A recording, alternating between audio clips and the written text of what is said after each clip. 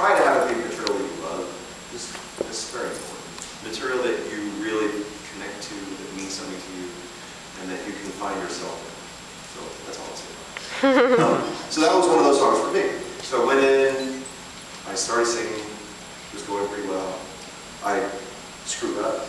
I jumped the verse, like I went to, I don't know how you know the song, but I went like to the second half of the second verse, so I should have gone to the first verse. And luckily the companies knew where you could follow it, and but part of the reason I tell that story, especially for actors here, was that I screwed up, and I still got called back. So even screwing up in an audition doesn't necessarily mean anything. Unless, like, there's certain kinds of screw-ups that maybe you don't want to do, like maybe you don't want to vomit on yourself.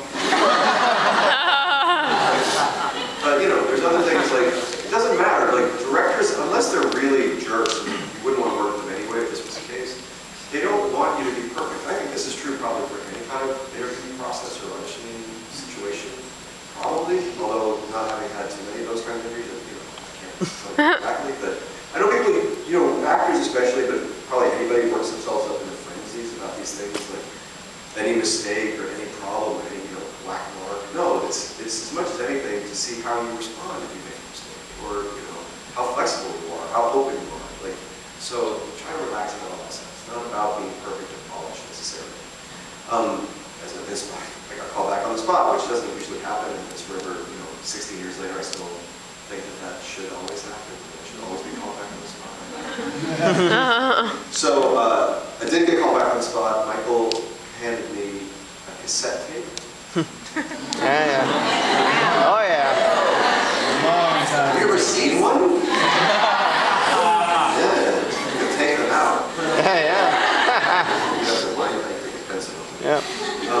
With some sheet music for the show, I had to learn a song for the show before my call. He also introduced me at that point to John Larson, who I didn't know anything about. And he was, you know, this young, tall guy who was like sort of punched up in the seat chewing on a pencil, and recognized me for Dazed and Confused.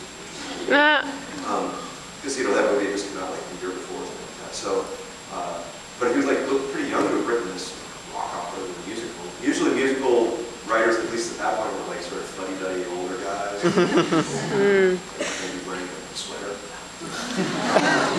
And here was this guy who was sort of like wearing a flannel shirt with kind of messy curly hair, and you know, like, hey, so that was there was generally a good vibe